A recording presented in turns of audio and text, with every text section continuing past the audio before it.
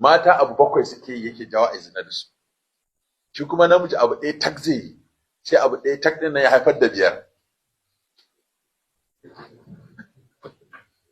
Ita mace aka hana ta abu bakwai.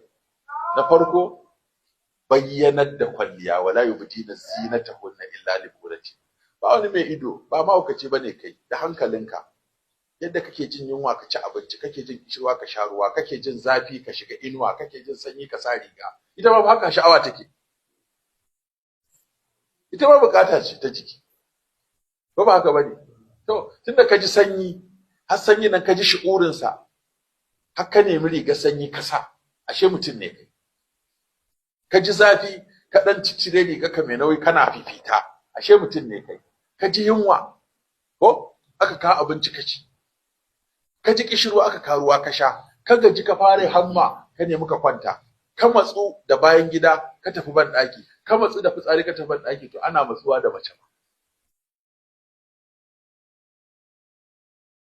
Duk waɗancan bukatun kana biya, matsuwa ɗaya ce take ta damun ka, yasa ya haukace. Mata suna haukacewa a ce aljani ne, ba aljani bane, rashin aure ne. Saurayi za ga ya zautu yana ta surutu,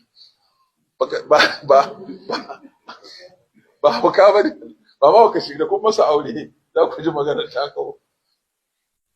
Saboda bukata ce ta jiki, yadda yake jin fitsari ya ruga da ban daki, yake jin bayan gida ta ban daki, yake jin kishirwa ya sha ruwa, yake jin yunwa ya ci abinci, yake jin gajiya ya huta, yake jin bacci ya kwanta, yake jin sanyi ya shiga guri mai dumi, yake jin zafi ya shiga guri mai sanyi. Haka wannan bukata ita ma take. Sai aka ce kar ta kwalliya mu gani, kar ta tsirara mu gani, kar ta rangwada muryarta mu dinga jin rangwadaddiyar murya. Nawa kenan?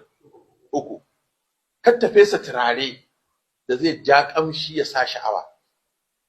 Kar ta cakuɗa da maza jikinta na taɓa jikin maza. Kar ta keɓanta da wani ƙwato ba kowa sai shi sai ita. Shedan ne na 3. Kar ta miƙa wani hannu su gaisa. Su kenan dokokin guda 7. Kowace ɗaya kuma ka kalle ta tana da hatsari. To mace ta zo cikin maza, Sheikh, assalamu alaikum, Sheikh, to hannunta ya sha, na farko dai hannunta kullum mata suke hannun su zama mai laushi, ba irin namu ne da ka ɗauki fatanya, ka ɗauki garma, ka